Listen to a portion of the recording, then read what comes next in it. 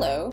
Today we'll be discussing the Scan tab for SAST. On this tab, what you'll see is the scan status, so things like, is the scan complete, is it running, is it paused per schedule. You may also see scan failed, which means that the scan is suspended and it's most likely something on your end that you need to take care of. There should also be a box that says what exactly the issue is so that you can investigate yourself. You might also see something called WHS updating configuration. This also means the scan is suspended, but it's probably something on our, WhiteHat's, end, and we will be looking into it. We do get notified when scans suspend, so of course if you ever have any questions about why it's suspended, feel free to reach out.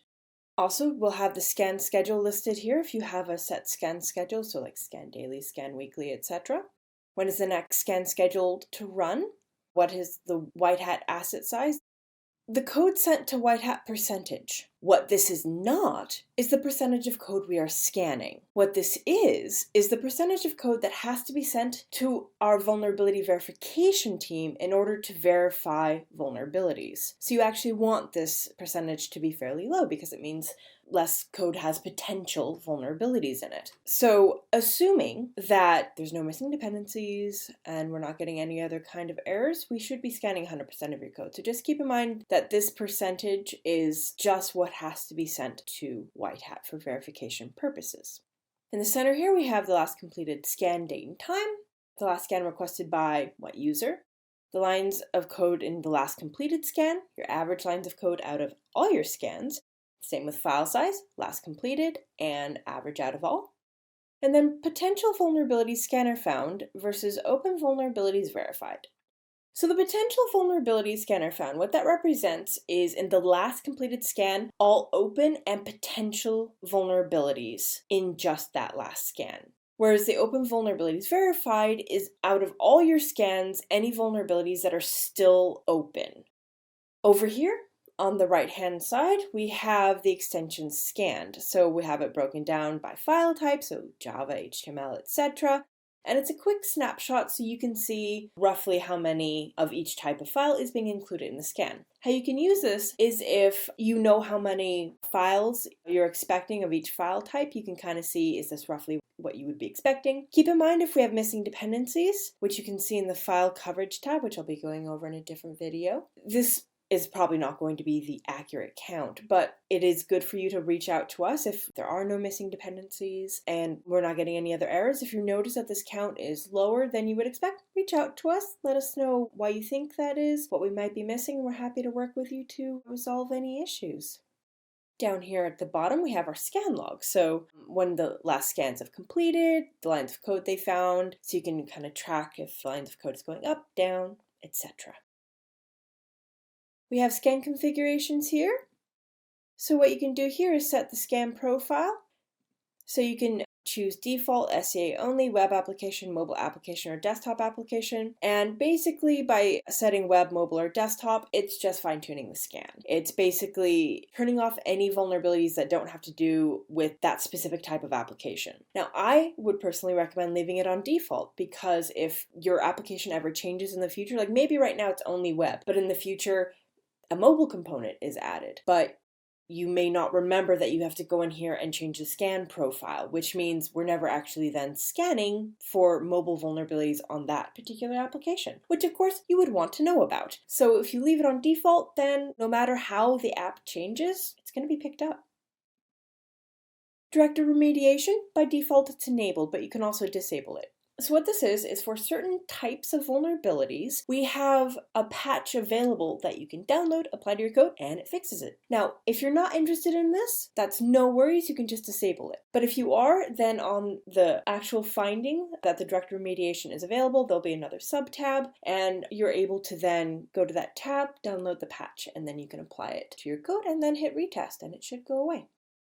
Languages to exclude. This is, again, fine-tuning our scan. So if you want to speed up the scan time, basically. So let's say your application has more than one language, which means you've chosen Discover or Auto-Discover, which, again, turns on the engines for all of our languages. But you know for a fact there's no Python or TypeScript. What this means is, for these two that you've checked, where the engines will not be turned on. We won't scan for these. We'll only scan for C#, Java, JavaScript, Objective-C, and PHP. And again, it just speeds up the scan. If we're not having to run the code against, these other two engines, then it just makes it end faster and you get results faster.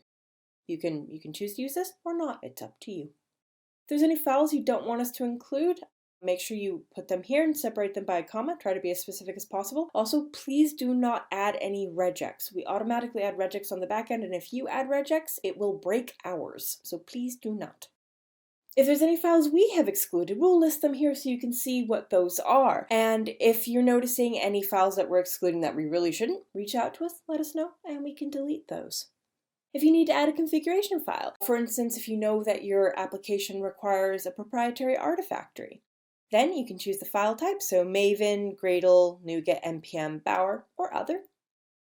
And then upload it and let us know when you've uploaded a configuration file. Configuration files require us to configure them on the back end to actually get them applied. And unless we do that, it's not going to pick up the changes. So you will need to let us know, send us an email, let us know you did that, and we're happy to add those on the back end.